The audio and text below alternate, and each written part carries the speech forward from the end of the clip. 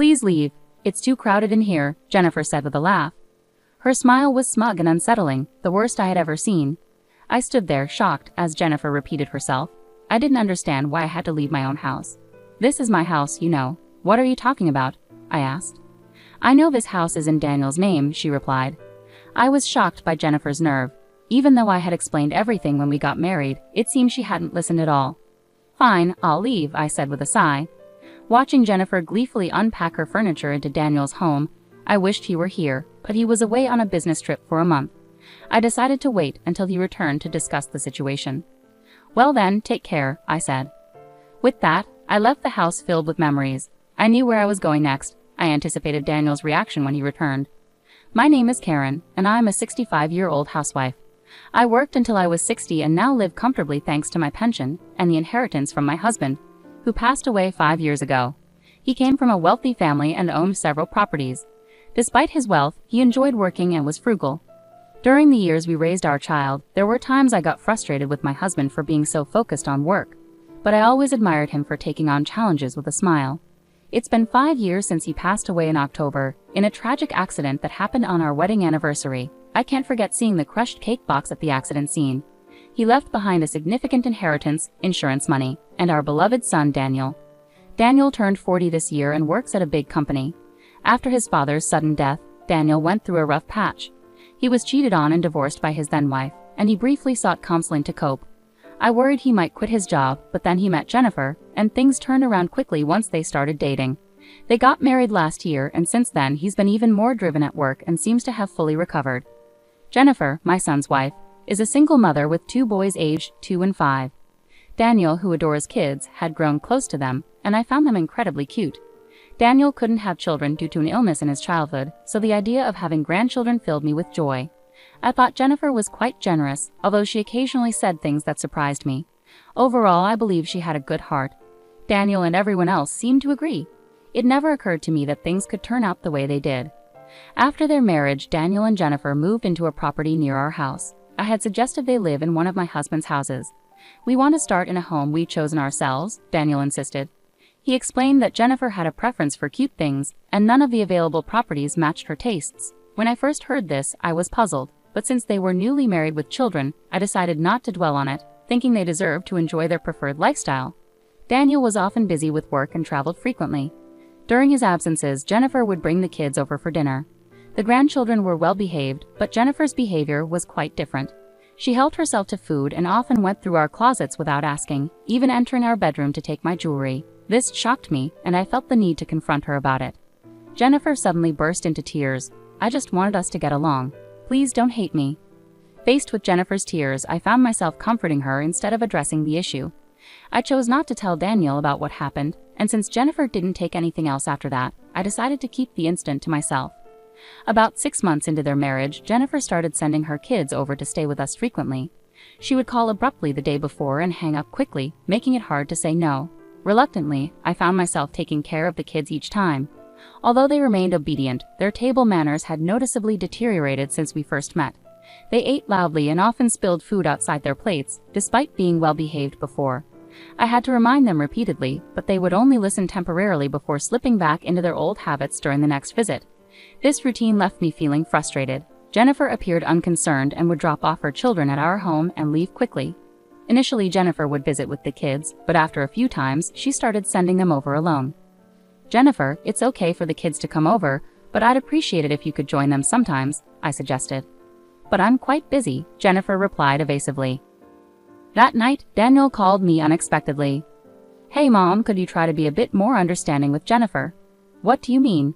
I asked, confused. I thought I had been quite kind to her, but Daniel seemed to have a different perspective. Jennifer feels pressured to visit often because she's afraid of being expected to help out like she had to in her previous marriage. She had a tough time with her ex-husband's family, so please go easy on her. Really? Okay, I understand. It seemed Jennifer had misunderstood my intentions. I responded to Daniel with mixed feelings, and the next day, Jennifer sent the kids over to our house again. As their first year of marriage passed, the children began spending half of each week with us. Meanwhile, Jennifer would only visit a few times a month, staying for about 10 minutes each time. I started feeling uneasy about Jennifer, who always seemed too busy to talk. When I asked the children about Jennifer's plans, they would look guilty and shake their heads. Initially, I tried asking a few times, but their reactions made me feel so guilty that I couldn't bring myself to pry further. Then one day, Jennifer unexpectedly came over with Daniel. We sat down for coffee and had a pleasant chat after a long while. That's when Daniel spoke up. "I have something to discuss," he said seriously. "The kids have really bonded with you, and I'm away on business trips often, so I can't spend much time with them. If you're okay with it, I'd like you to move in and help Jennifer out. What do you think?" "Move in? Well, what about Jennifer?" I was taken aback by the sudden suggestion of living together, nearly dropping my coffee cup in surprise. However, I kept my composure and turned to Jennifer. "Karen has always been a tremendous help, and I'd really appreciate her assistance," Jennifer chimed in. "Is that so? Well, I'll need some time to think about it," I replied. Daniel seemed pleased with my response. Knowing him, he must be concerned about my well-being too. I pondered over the proposal for a couple of days and eventually decided to accept. From there, we began clearing out unnecessary items and preparing rooms for Daniel's family and the children. With the kids' help, we finished cleaning up sooner than expected, although the effort left me with daily muscle pain. A stark reminder of my age. Despite the challenges, I successfully cleared out 2 rooms. As I busily cleaned, Jennifer didn't offer to help at all, which made me increasingly uneasy about living with her. Then came moving day. As the movers brought in boxes, Jennifer pulled me aside into the garden. With a puzzled expression, I turned to her, only to be met with a malicious smile. Then, unbelievably, she said something that left me stunned. "Please leave. It's too cramped in here," Jennifer laughed, her smile both smug and unsettling. I couldn't believe what I was hearing. Why was she asking me to leave when it was my house? I was bewildered. "This is my house, you know. What are you talking about?" I asked. "I know this house is in Daniel's name," she replied sharply. Jennifer's assertion left me feeling inwardly frustrated. Despite explaining everything when we got married, it seemed she hadn't paid attention at all. "All right then, I'll leave," I said with a sigh. I watched as furniture that reflected Jennifer's tastes was moved in, and she seemed overjoyed. It would have been better if Daniel had been there, but he was away on a business trip. He wouldn't be back for a month, so I decided to postpone any discussion until then. "Well then, take care," I said as I left the house filled with memories. I already knew where I was headed next. I eagerly anticipated Daniel's reaction upon his return. Without delay, I moved my belongings into my new home. The new home was a villa my husband and I had visited once, filled with memories, including where he proposed to me. While it didn't hold as many memories as our previous home, it held a special place in my heart, as we had planned to spend our second life here together. After finishing unpacking, I relaxed alone on the sofa. The place was very comfortable, thanks to the caretaker's diligent maintenance. I felt a pang of sadness for not seeing the children anymore, but I was prepared to sever ties depending on Daniel's response. A month passed quickly, and around the time Daniel's business trip ended, he called me. I picked up the phone, feeling a bit nervous. "Mom, where are you? There's no space for you here, and we were supposed to be living together. What's going on? Hasn't Jennifer said anything to you?" When I got back, Mom wasn't here, and Jennifer just cries without giving me any answers. "Well then, come to this address I'm about to give you," I replied. I gave Daniel the address and hung up. The next day, Daniel arrived at my new home with Jennifer and the children. When I opened the door, I saw Daniel looking a bit somber and Jennifer appearing pale. "Welcome. Is something wrong?" I asked, concerned. No, nothing," Jennifer replied, visibly tense, while the children looked around with curiosity, especially the 5-year-old who seemed particularly fascinated. I guided Daniel's family into the living room. As they took in the fully furnished space, Daniel seemed to realize that I had no intention of continuing our previous living arrangement. "Hey Mom, why did you suddenly decide not to live together?" Daniel asked, puzzled. "Well, Jennifer should have a good understanding of that, shouldn't she?" I replied. Daniel scratched his head with a slightly irritated expression before recounting what he had heard from Jennifer.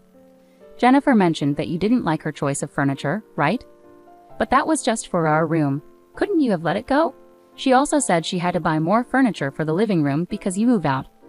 "Oh, so she added more furniture, did she?" I looked directly at Jennifer, who twitched nervously. Her lips curved slightly upwards, as if she believed Daniel wouldn't believe my side of the story without proof. "Jennifer, why lie?" I asked plainly. "I haven't lied about anything," Jennifer replied, tears welling up in her eyes. Daniel immediately stepped in to console her, seeming to view me as the source of the conflict. Meanwhile, the grandchildren hummed their heads behind them, avoiding eye contact with Jennifer.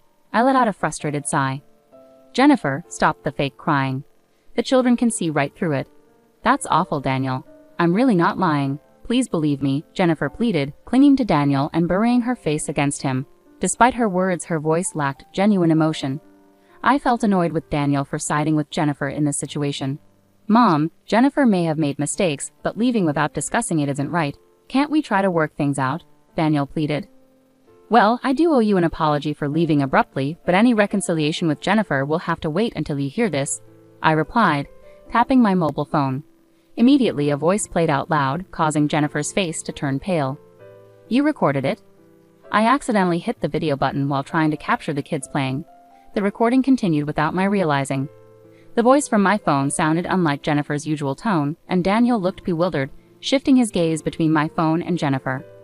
Jennifer was the one who asked me to leave. I was just following her instructions, I clarified. Is this really you, Jennifer? It can't be, Daniel demanded, pushing away from Jennifer, who clung to him, and asked her directly. However, Jennifer remained silent, staring at the ground. Daniel's frustration grew as he raised his voice, demanding answers from Jennifer. It's not true. Are you taking Karen's side? Jennifer managed to protest weakly, but the recorded voice clearly called out the children's names, leaving no room for doubt. Despite Daniel's persistence and Jennifer's attempts to dodge the truth, the situation became wearisome. Finally, Jennifer slipped up in exasperation. I never wanted to live with someone else in the first place. What?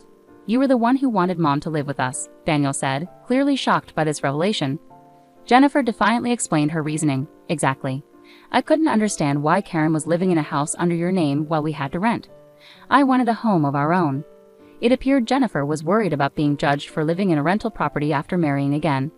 Daniel had leased a luxurious condominium in the area, which cost around $4,000 per month. Despite this, Jennifer seemed to look down on it simply because it was a rental. This attitude caused me a different kind of frustration. Jennifer glared defiantly at me. And now Karen is harassing me. This is the house I've always dreamed of. Why are you living here? Daniel looked perplexed by Jennifer's accusation. Unlike Daniel, I straightforwardly explained to Jennifer, who was clearly on edge. Why? Because this property originally belonged to my husband. That's a lie because this place is, Jennifer started, possibly thinking of the caretaker or something else she was mistaken about. I showed Jennifer a photo on my mobile phone. Upon seeing the person in the photo, Jennifer exclaimed, "Father?" My husband had passed away before Daniel remarried, so Jennifer had never met him. She had never referred to my husband as father. Therefore, the father Jennifer mentioned must be the children's paternal grandfather. The photo captured Jennifer's father-in-law and me shaking hands. It was taken as a memento when we moved in. Jennifer looked at me, her face turning pale. How do you know him? How? Because he's the caretaker here, of course, I replied calmly. Upon hearing this revelation, Jennifer sat down right where she stood. Daniel also appeared stunned, struggling to grasp the situation. Sensing an opportunity to clarify things further, I decided to continue. We had a conversation when we moved in. That's when I learned he's your ex-husband's father, and also the real reason behind your divorce. The real reason for the divorce? Daniel's voice echoed in surprise. Jennifer, no longer trying to pretend, became visibly flustered by my words. Karen, there must be some misunderstanding. I'm sorry, let's go home together. Mom, please tell me, Daniel interrupted Jennifer, his expression earnest as he looked at me for answers. It would have been less damaging for Jennifer if this had come to light later, but I had no intention of showing mercy. I instructed the grandchildren to go play in the garden. They glanced at Jennifer but obeyed my request and headed outside. Once the children were fully engaged in their play, I turned back to Jennifer. I heard from Jennifer that her divorce was due to her husband's infidelity, but in reality, it was Jennifer who had an affair. Daniel was visibly shocked, and Jennifer trembled, avoiding my gaze. I can't believe this. Karen, why would you lie about this? Daniel asked, clearly shaken by the revelations. Oh, I also have a copy of the notarized document here. I retrieved the document from a drawer and handed it to Daniel. Daniel's face went pale as he scanned through the document. What's all this? Compensation? Custody to be revisited once the child can choose? Meeting before remarrying? I was never told about any of this. That's right. The other family also claimed they weren't informed about the remarriage, I added. Jennifer stared down, her face drained of color. Daniel sighed heavily and turned to Jennifer, his expression now devoid of his earlier kindness. Remember when I got divorced because I was cheated on? What did you say then? That the one who cheats is entirely at fault, right? Unforgivable, right? Yeah, Jennifer muttered quietly. Daniel's voice grew heated in response to Jennifer's silence. So the story about divorcing to escape from your husband's infidelity and extreme control, putting the kids at risk, was also a lie. What's that about? Jennifer appeared unsure how to answer. Daniel's frustration intensified. And didn't you say, I would never cheat? Daniel pressed on, his voice sharp with anger. I had to say that or you wouldn't have dated me, Jennifer finally replied, her voice tinged with desperation. Right, of course, Daniel retorted sharply, not letting Jennifer finish. Daniel was visibly agitated, his breathing heavy with emotion. Jennifer, on the other hand, began to sulk defiantly. I've heard you've been declining visits since you started dating Daniel and apparently leaving all the housework and childcare to his family. And now you're trying to blame me after remarrying. Why are you making unnecessary accusations? Jennifer shouted at me, her voice loud and defensive. Daniel gave Jennifer a cold, distant look. Her unguarded outburst had shattered the image she had maintained. It's over between us. Let's get a divorce, Daniel stated firmly. No, I don't want a divorce, Jennifer pleaded, clinging to Daniel, who tried to shake her off impatiently. Despite his attempts, Jennifer persisted. Just as Daniel's frustration seemed ready to boil over, an unexpected voice intervened. Mom, you're saying the same things you told Dad. You've got a new boyfriend now, so stop bothering Daniel. Michael, Jennifer's eldest son, spoke with a surprising maturity for his young age. His sudden return from the garden surprised not just me, but everyone present. What? Why are you saying unnecessary things, Michael? Jennifer snapped, clearly caught off guard by her son's unexpected words. What do you mean by a new boyfriend? Daniel asked, squatting down to look at Michael, clearly perplexed. Michael spoke again, maintaining his composure. Whenever you're away, Mom tells me to go to Grandma's house, and then her boyfriend comes to pick me up. Michael, don't lie, Jennifer interjected quickly. Daniel hugged Michael tightly and turned a stern gaze towards Jennifer, who looked taken aback by his genuine anger. We'll talk about this later, including the boyfriend and the compensation, with him present. It's not like that. I love you. It was just a brief fling with that guy, Jennifer pleaded desperately. That guy, huh? Daniel remarked coldly, his disappointment evident. Jennifer looked crestfallen at Daniel's remark. With a resolute expression, Daniel stood up, shielding Michael, and stared coldly at Jennifer. Without hesitation, he forcefully escorted her out of the house. Wait, Daniel. Open the door. The next time we talk will be with a lawyer present. I'll arrange for the kids to see their father. I've already called my parents. They're on their way to pick them up. What do my parents have to do with this? Jennifer continued knocking on the door for a while, but soon the noise ceased. Shortly after, I heard voices arguing and then the doorbell rang. Jennifer's parents stood there, looking apologetic. After entrusting the grandchildren to me, they took Jennifer back with them. Later, the grandchildren were safely introduced to Jennifer's ex-husband's family. It turned out that Jennifer had changed her phone number and moved without informing anyone since she started dating Daniel, making it impossible to reach her. Her ex-husband and his parents were overcome with emotion and embraced the children as soon as they saw them. Although Daniel had already legally adopted the children, transferring custody back to Jennifer's ex-husband took some time due to the legal process. It seems Jennifer's life has taken a sharp turn after the consequences of her actions. Her strict reprimand from her parents and her current work situation at a family-run hotel indicate a stark change in her circumstances. With high alimony payments to both Daniel and her ex-husband, she reportedly has little respite from her duties. I can't stand it anymore. I want to quit, she frequently complains, but her relatives are keeping a tight rein on her. Meanwhile, Daniel, having experienced his second divorce, has sworn off marriage and thrown himself into his work. Despite the lingering shock, I recently learned he's reconnected with a childhood friend who lives nearby and is 10 years his junior. They'd occasionally go out for meals together, and this friend even visited me recently to say hello. It turns out she's harbored feelings for Daniel since they were kids and never pursued other relationships because of her enduring affection for him.